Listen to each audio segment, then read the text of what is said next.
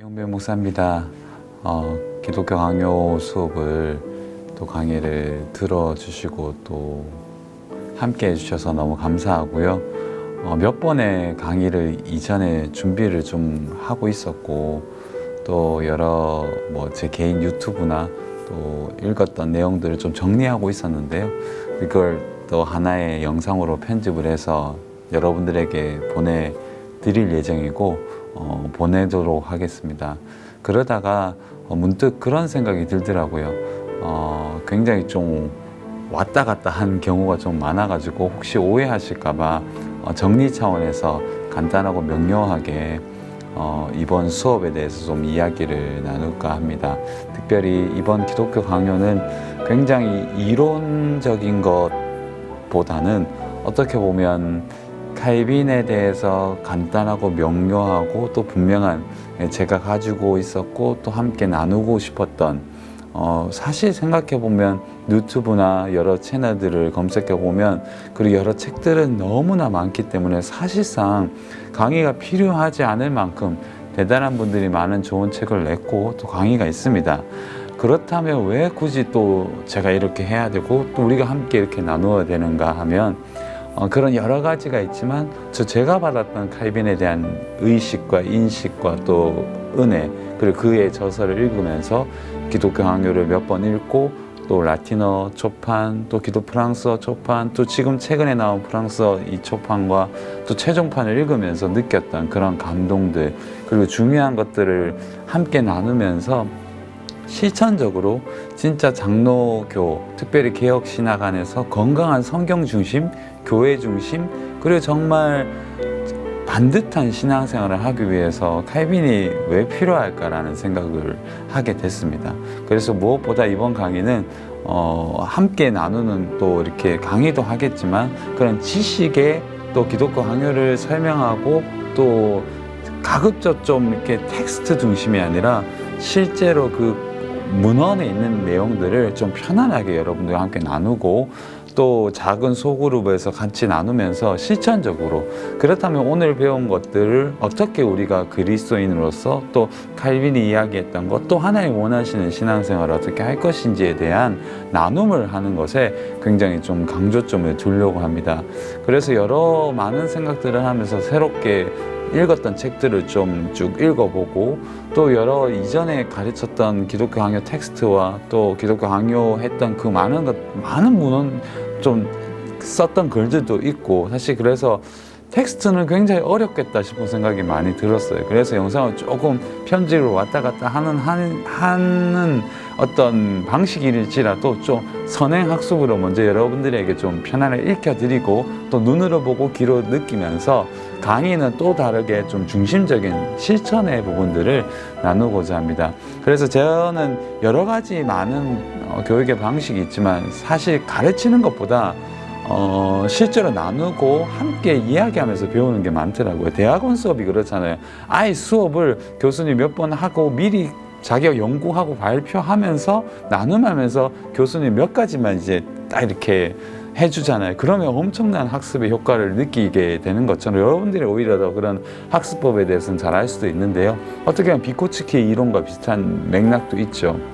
그래서 오늘 저는 이 영상에서는 그런 내용을 설명해 드리고 특별히 칼빈에 대한 여러 내용들 중에서 제가 지금 인용하는 두 권의 책을 또 여러 책들이 진짜 많이 인용을 하겠지만 두 권의 책을 좀 소개해 드리고 이런 책을 근거해서 또 특별히 기독교 강요 이번에는 저는 최종판을 중심으로 이야기한다기보다는 영상에도 잠깐 설명해 드렸다시피 최근에 나온 프랑스어 판을 기독교 강요를 설명해 드리면서 그리스도의 3부분도 이 번역본을 이야기하고자 합니다. 왜냐하면 그 전에 또 영상에도 나오겠지만 프랑스어 판, 이 판이 굉장히 자기가 사랑했던 고향 위그노 쉽게 말해서 개신교를 믿지만 프랑스 안에 있었기 때문에 실제로 그 하나님을 사랑하고 섬기는 것에 대해서 실제로 말하지 못했던 니고데모파가 아니라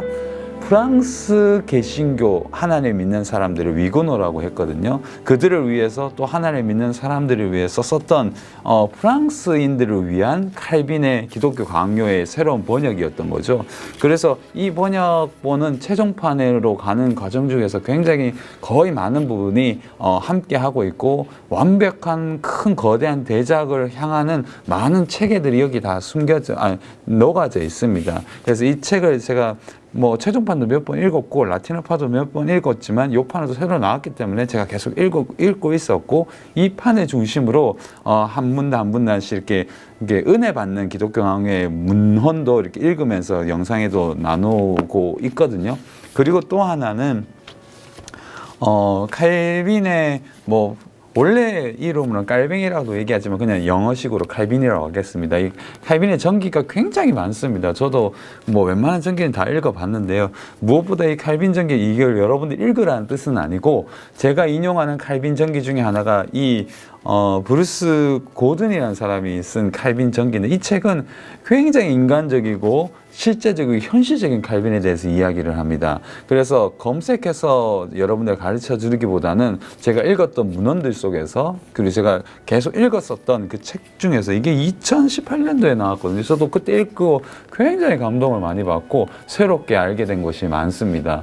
뭐 제네바 삼총사 이야기, 뭐 아내 이야기, 그의 날카로운 아주 뭐 이렇게 조금 우리식으로 쉽게 좀 표현하면 욕 같은 아주 날카로운 비수 같은 이야기 때문에 사람들이 무서워했던 이야기, 이런 것들이 칼빈을 어떻게 보면 미화시키지 않는 그런 부분들이 굉장히 많거든요. 이런 내용들을 이 문헌 속에서 여러분들과 함께 이야기를 해드리려고 하고요. 무엇보다 강의는 뭐 제가 한 30-40분 하려고 하는데, 그 내용 중에서는 굉장히 실천적이고 함께 토론할 수 있는, 그리고 무엇보다 그 텍스트나 영상에서 있었던 내용들을 설명하는 것도 있고, 또 다른 것에 있어서의 또 설명을 통해서 강의는 강의도로의 또 즐거움이 있었으면 좋겠다 생각이 듭니다. 사실 할 얘기는 진짜 많고, 텍스트를 설명하자고 하면 정말 할 게 많아요. 칼빈은 아우구스티누스와 더불어서 정말 할 얘기가 많아가지고, 어떻게 보면 저희 지인이나 뭐 여러분들에게 얘기를 언뜻 들어보면 너무 다 아는 식으로 가르치면 안 된다. 제가 아는 것과, 저는 어쨌든 신학을 전공했으니까 여러분들이 아는 어떤 범주의 영역이 다를 수가 있단 말이죠. 오히려 저보다 칼빈을 더 많이 아시는 분도 계실 수 있겠지만, 어떤 부분에 있어서는 제대로 가르치는 것은 제가 요즘 느끼는 건데, 쉽게 가르치는 게 진짜 어렵더라고요. 그래서 이번에야말로 이전에 처음 사역했던 교회에서 칼빈의 기독교 강요를 뭐 1년 동안, 거의 1년 동안, 2년 동안 가르쳤던 여러 선생님들과 교사 모임, 또 청년들이 가르쳤던 것에 나중에 피드백을 통해서 선한 것들은 받았지만, 또 제가 부족했던 것들을 이번 기회에 좀 쉽고 편안한 강의로 한번 해보고자 합니다. 그래서 어떻게 보면 너무 이렇게 디테일한 설명을 안 할 수도 있고, 또 하다 보면 또 많이 또 어려워질 수 있겠는데요. 하여튼 최선을 다해서 해보도록 하겠습니다. 오늘은 여러 영상을 제가 편집은 다 했는데요. 그 영상 앞절에 한번 여러분들에게 이런 마음들을 나누는 것도 필요하다는 생각이 들어서, 저는 이 두 권의 책을 읽고 여러분들과 이제 나누려고 하는 이제 우리의 주 교재는 바로 이 작은 책입니다. 정말 소책자지만 간단하게 명료하게 그리스도의 3부문을 새롭게 번역을 했어요. 그래서 이 부분을 딱 나누면서 토론하면서 이야기하면서 진짜 우리 시대 어려운 이 시대에 그리스도인으로 어떻게 살 것인지에 대한 고민을 굉장히 많이 해보게 됩니다. 강의를 준비하면서 느끼는 또 느낌은 뭐냐 하면, 칼빈이 뭐 55세쯤에 아마 죽었을 겁니다. 천국에 갔을 건데요. 칼빈은 정말 연약한 사람이어서 몸이 되게 연약했어요. 병이 뭐 20가지가 있었다는 이야기가 할 만큼, 그러나 지선은 엄청 빛났습니다. 물론 어떤 기억 속에서 머무르기 때문에 여러 기억이 틀린 적도 많아요. 그러나 그 기억력이 로잔 대회에서 이야기한 것처럼 엄청난 사람, 기본 평범한 사람보다는 수준이 엄청 높았죠. 다만 그의 연약한 육신과 죽음에 대한 의식, 자기 아들을 몇 번이나 잃는 고통, 아내를 잃는 고통, 그리고 수많은 욕과 비난과 저주에 가까운, 그리고 제네바 이 기간 동안 쫓겨나고 다시 부르는 수많은 이야기들이 진짜 많거든요. 그 속에서 끝까지 경주를 하는 그 칼빈의 의식 속에서는 자기를 다윗과 바울을 자기는 스승으로 삼았는데, 특별히 그는 다윗을 굉장히 소중하게 생각했고 그의 영혼의 영적 스승으로 생각했고, 바울을 또한 동경을 했습니다. 즉 뭐냐 하면 인생에 큰 스승이 있었던 거죠. 여러 동료들이 많았지만 그의 인생의 최고의 스승은 성경 속에 있었고, 무엇보다 하나님을 열망하고 사랑하고 그를 두려워하면서 뚜렷한 한 길을 걸어갔다는 것을 보게 됩니다. 여러분들이 강의를 통해서 우리가 본받을 만한, 그리고 함께 어울릴 만한 여러 중요한 동역자들과 신앙의 친구들이 필요하다는 생각도 들었고요. 성경을 깊이 읽었던 칼빈, 특별히 이제 제네바 자기가 스트라스부스를 이후에 마틴 부처를 통해서 영적인 아버지를 통해서 목회를 배우고 다시 제네바로 돌아가서 그가 목양을 할 때 그런 진심으로 다시 한번 성경 중심의 강해와, 또 목요일과 금요일마다 목회자를 성경을 가르치면서 변론하고 논문을 쓰면서 매진하고 연구해, 또한 여러 제네바 컨시스토리를 통해서 그 제네바에 있는 수많은 어려운 문제들을 현실적으로 이겨내기 위해서 정말 여러 가지 현실적으로도 분투했던 그 목사의 삶을 또 여러분들과도 나눌 수 있으면 얼마나 좋겠다 생각이, 얼마나 좋을까 이런 생각도 많이 듭니다. 쉽게 표현해서 칼빈도 너무 막 미화되지 않았고 그냥 분투하는 하나의 신학자자, 목회자이자 아버지로서, 또 때로는 학자로서, 학생으로, 스승으로서 그렇게 살았다는 이야기를 해보고 싶은 거죠. 얘기하다 보니까 또 이게 엄청 많은 얘기가 나왔지만, 그런 이야기를 구구절절 함께 이제 텍스트 읽었던 기억에 저도 이제 어울려서 또 텍스트를 끄잡아내서 여러분과 함께 나누고자 합니다. 한마디로 저는 칼빈을 참 좋아합니다. 좋아하니까 제 머릿속에서 좀 있고 기억의 파편을 잡으면서 여러분들과 나누고자 하고 다시 텍스트를 잡고 있거든요. 그러니까 좋아한다는 것. 그러니까 칼빈은 사실 진짜 학자가 되고 싶었어요. 그죠? 그러나 그를 하나님이 이끌어내시죠. 목양의 이 종교개혁의 큰 파도 앞에서 그를 용기 있는 사람으로, 수줍은 사람이 아닌 원래 수줍은 사람이었고 학자가 되고 싶었지만 그를 세상으로 끄집어냅니다. 물론 그걸 했던 많은 동기를 가졌던 여러 파랄 같은 사람이 그를 굉장히 강요하죠. 하나님의 부르심으로. 그렇지만 그의 순종하는 마음으로 그는 죽을 때까지 교회를 위해서 분투하고 제네바를 위해서 또 유럽을 위해 종교개혁자로서의 삶을 살죠.